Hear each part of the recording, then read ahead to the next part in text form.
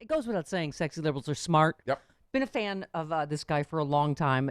Chris, you just watched him this morning This morning on CNN. in tears on CNN. Oh You've my probably God. seen him as a CNN commentator, author. Yep. He has a brand new book out called My Vanishing Country.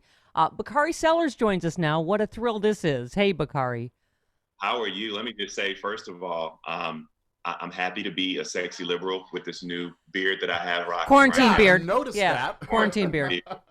And also fight song, listening to fight song, it just put me back in the spirit of what we did not get by not electing Hillary Clinton president of the United Yeah. States. Yep. Yeah. It's a bitter joy listening to fight song, I'll tell you that. Oh, Aw. thank you. I feel like I could have, like that, like you made your beard on Etch-a-Sketch. Like if I was doing this, that's exactly Like how a I would have Wooly made Willy? your beard. It's perfect. Well, I'm channeling my inner young Teddy Pendergrass, young Marvin Gaye look. going There you on right go. here. Yes. Yeah, that's what we need. Some sexual healing, among other Yeah. forms of Um, healing. Correct. Well, Bakari, it goes to what you were speaking about this morning on CNN, and I read your tweet right off the top of the show. Just being black in America is almost perpetual state of grieving, and now we have one dead in these Minneapolis protests a day, for the second day after George Floyd's death. And I was saying, Bakari, we're seeing these scenes where these heavily armed white men lynching effigies are threatening to assassinate governors are, left alone, right? And these protesters get tear gas for watching yet another unarmed black man be murdered while on tape. You know, Dr. King said that rioting is the language of the unheard. And when you look in our communities today, it's something I outlined in my book, My Vanishing Country. You have these communities that are forgotten about. You have these communities that are living in systemic injustices and oppression. You're talking about drinking dirty water, inhaling polluted air, lack of access to quality care, living in a food desert, and then you overlay that with the pandemic. And my father would always say, if America gets a cold, black folk get the flu. Ah, Yeah. And in this case, America got COVID and black folks started dying. Yeah. And so what you see is you just see so much pain and anguish in those protesters lashing out because, again, we had to see the image of another young black man who was killed like a dog, Stephanie. They put their knee in the back of his neck while he was literally forced to scream for his mother and say he could not breathe. And that imagery, again, is just a lot for us. That pain is a lot. And this morning on CNN, when I had to go on after his brother and just hearing that as a black man and as somebody who's raising black children, I wrote in My Vanishing Country that we've made progress, but we still have yet a ways to go. And sometimes the despair that this country breeds replaces the hope. And that's never a good place to be.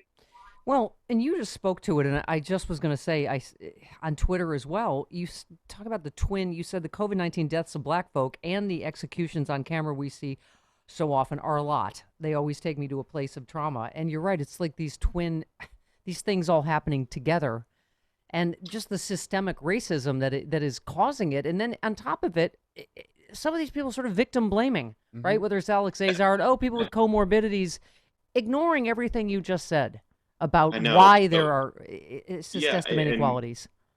And you have these twin traumas, but this is not new. And I think that's the tiresome part.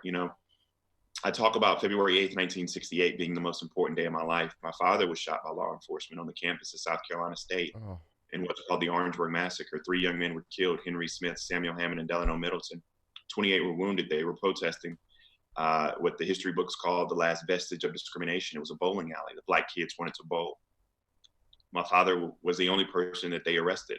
All 9 officers who fired shots were charged. They were all found not guilty, but they charged my father with rioting. He ended up serving a year in prison. And he served that year in prison while my mother was pregnant and gave birth to my big sister. And so that lineage of trauma of being black in America is something that is inescapable. But it goes back to Emmett Till, it goes back to Jimmy Lee Jackson, it goes back to Medgar Evers. And just so your listeners know, I know you get this, and I know that sometimes we don't do a good job of connecting the dots. The reason that Amy Cooper in the park harassing that other sexy liberal, the reason why that's such a problem is that when she called the police, she said that I'm going to tell them that you were threatening my life. And for me, it harkens back to Carolyn Bryant. And most people don't know that name. But Carolyn Bryant is the white woman who accused Emmett Till of whistling at her. Oh. On her deathbed, she said that she had lied. Emmett Till was lynched and thrown in the bottom of the Mississippi River. And worse than lynched. Yeah. I mean, tortured, lynched. Yes. Yeah.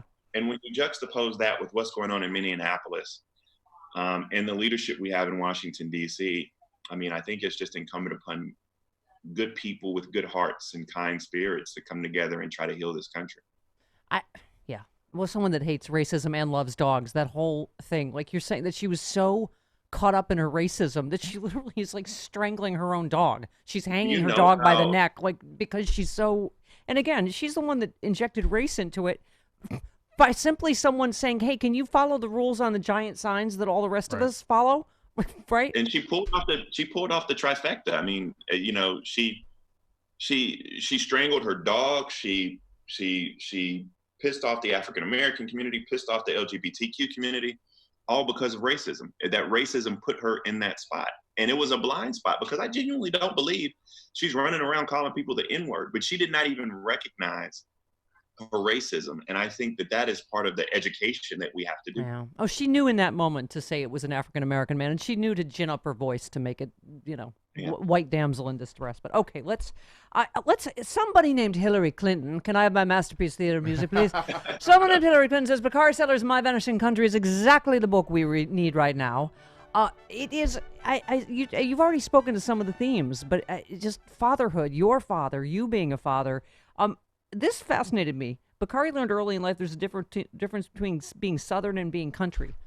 Bakari, what is the difference between being Southern and being country? Please tell this city slicker. What?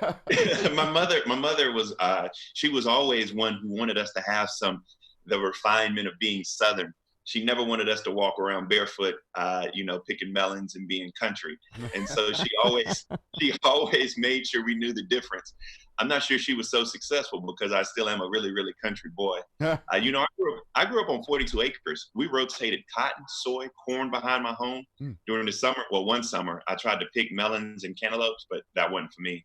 I was going to make a horrible joke about you getting 2 acres extra than the 40 acres, but I did not make that joke. I did not. That would be horrible. I'm talking to Bakari Sellers. Okay, go ahead. I actually, you know what? I actually need that laughter this morning, so I am with it. Oh, good. One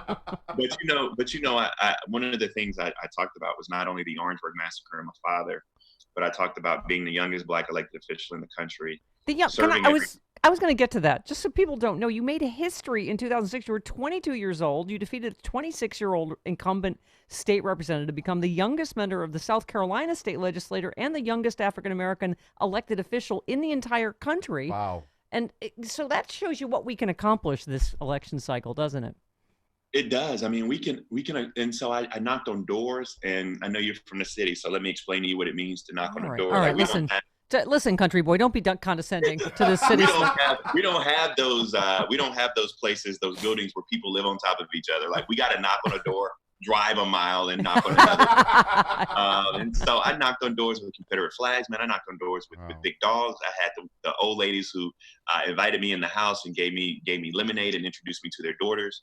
I mean, it was a phenomenal experience. And on June 13, 2006, we beat somebody who was 82 years old, had been in office 26 years, and it was phenomenal. So I talk about those highs, and then one of the people I served with was a really good friend of mine. It was Clemente Pinckney, who was murdered. He was the pastor of Mother Emanuel AME Church, and he was murdered along with 8 others. And so, I talk about those highs and that tragedy. And one of the things, Stephanie, I tell people is that my trauma may not be your trauma, but I do think that when Black folk read this book, they'll get a sense of pride. And when white folk read this book, they'll get a sense of understanding. And that sense of understanding is necessary if we're going to have these difficult conversations to heal this country.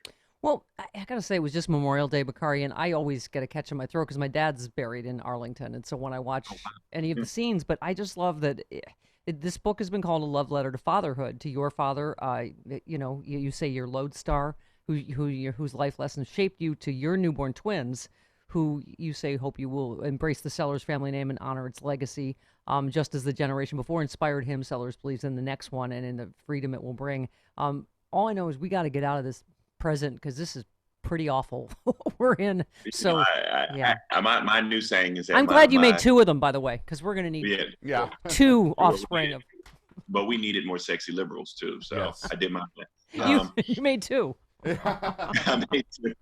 At the same time. I say this, and this is my new thing, and I stick with it. My kids are 17 months old, 16, 17 months old, and they do not deserve to grow up in a country where Donald Trump is president of the United States. Yeah. And you tweeted the way we all feel about Obama. You said, "I love you, 44, true hero in my eyes. We must vote. We also need your voice to tell them to stop killing us." I feel like even the couple times he's already spoken out have been pretty powerful. And it's just truth. It's like, of course, this Trump response to coronavirus has been a chaotic disaster. There is no way to spin the worst numbers in the world, what percentage of the world we are in the population, and what percentage of infections and deaths we have. It is a complete disaster. It's 100,000 people have died from this virus, one that we could have controlled sooner. And it's 100,000 people who died during an election year as well. And I just look at his behavior, his tact, the xenophobia, the racism. He's beneath the office. I remember times when, Sean Hannity was losing his shit. Losing his head. Yeah. No, can't say that. Wow. Okay. Losing his head over tan suits, losing his head over tan suits and brown and gray poupon. And so, I'll pay the fine. I'm sorry. Okay, thank you, Bakari. Well, because my Vanishing Country is clearly going to sell ka-ching, ka-ching. I'm just saying, how much can an FCC fine be? But I also know it's probably not your first. What? How dare you, sir? I remember those times where that's what we were. That was our only concern, and now we have somebody who's beneath the office and doesn't set a good example at all. The good news is we have someone currently practicing law in South Carolina biding his time until I say, "Good morning, President Sellers." Yeah. Are you going to be my press secretary? Can I count on you? On it. I'll clean it up. I'll clean up this act. I can. But can I just go to your last tweet, which is probably the reason why I love you most? Because don't give up on any race.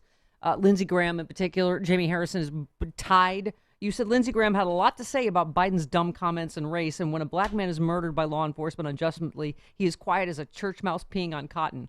Okay, how do you not? Who's ever heard that? And I don't know if that's country. I don't know what it is. That's a good country saying. That's what that is. Mm-hmm. But they all. But Lindsey and Nikki and Tim, they all want to get their feathers ruffled from Joe Biden's inartful and ignorant comments. But then when you have an incident like Minneapolis, they're all quiet. And so, how can they have to stop using race as political currency. I'm using that every day now. Quiet as a church mouse peeing on cotton. Okay. Bakari Sellers, the book is My Vanishing Country. I hope you will come back. You will not vanish forever from the Stephanie Miller Show. I am going to be there. And thank you for everything that you do. You give those of us progressives and liberals a reason to smile every morning, and it's an honor to be on your show. Oh, now you're going to make me cry. That's both of us crying in one day on TV. All right. Love you. Bye, Bakari. Thanks, Bakari. Get the book. Get it. My Vanishing Country.